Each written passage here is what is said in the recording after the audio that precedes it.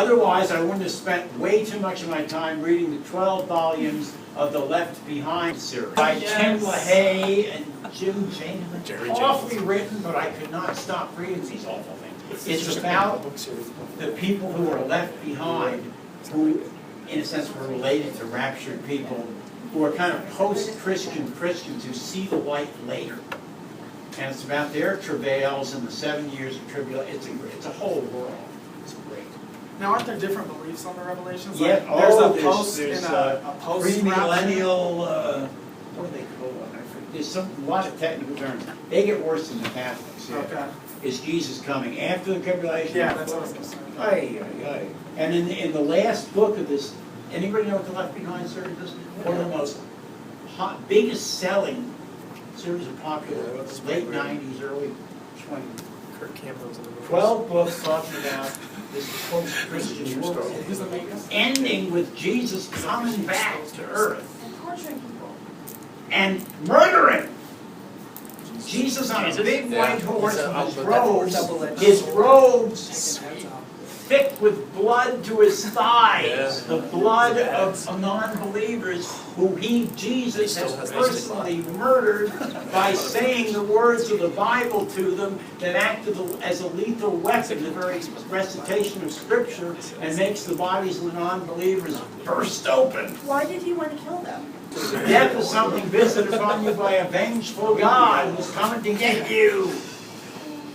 Now, I'm going to end with an even weirder story, and then we'll stop. But anything you do with that gets a little weird. Yeah, well, of course. But I really have given you the major Western theories about that. I'm going to add an American one called the Mormon theory. Oh, fuck yeah. Based on, my wife and I went to Salt Lake City. In the temple, they had this big theater, 1,500 people. They let you in. The regular folks who go to this theater part, and you're let in by beautiful young women, all with accents are from Brazil or France. They're all Mormons. Now. And I'm in this place, it's packed, all white people. Of course. Not a person, Hispanic, nothing. Just white guys with cameras. There I am. My Jewish wife's there. And we watched this film about what Mormon, and this is a crazy story. It's wonderful. It's better even than the rapture. Yeah. The story is that the Jews, the 10 lost tribes of Israel, left Israel sometime in the distant past and sailed to America. And they are all the Native Americans. Forget coming over the Bering Strait. None of that's true. These are Jews.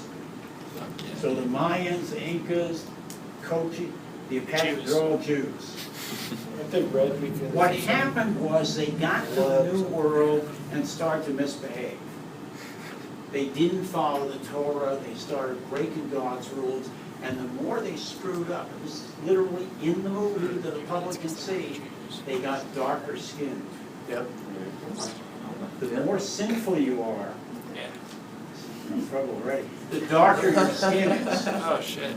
And you get more and more Indian, Native American. Yeah, that's true.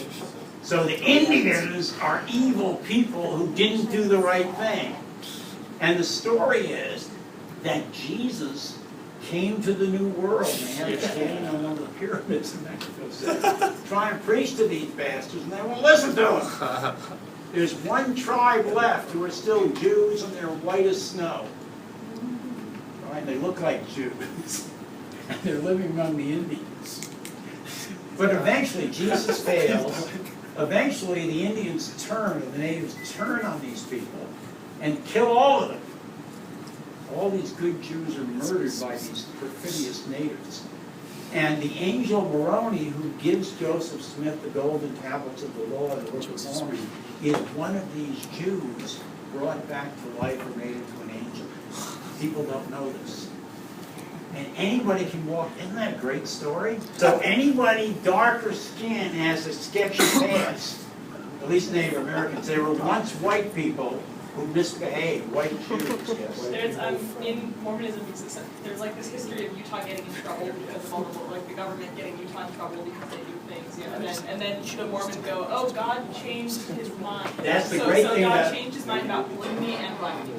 The ultimate great American thing about Mormonism is everybody's a prophet.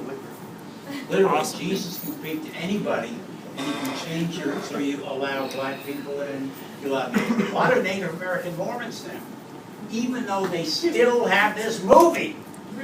Awesome. Main And You'll if see you go it. to Provo, that's actually, who's been in Provo, Utah?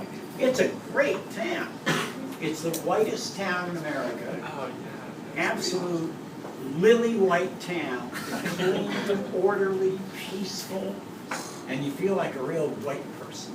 I'm sure. And it's weird, it's just strange.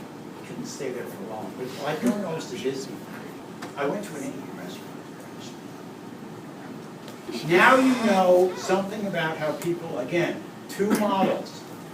The hybrid model, the single model, the resurrection model, and the recycling model. The soul model, the anti-soul model, okay? What we'll do next time, we'll go to Bradbury and talk about, now, the idea here is that given this tradition and history, only certain options are open to us when we think about death. Now, the subtext of Bradbury is the following. Death happens within this cultural context, which is somewhat confused and conflicted, as you can tell, since we believe both things often. But it also develops in the context of a developed medical industry that has taken over much of the defining power with respect to death, and of a funeral industry. And all of these layers intrude on the purity, quote unquote, of these first messages, interact with them, and create constantly evolving new metaphors for how we understand dying. We'll talk a lot about how the medical model does that. So what you're talking about is layering. And the key thing to keep in mind is when we tell stories, we want to keep a surface order. So when you see stories, her point is a lot of different conflicting and not very compatible elements are being integrated into a single story.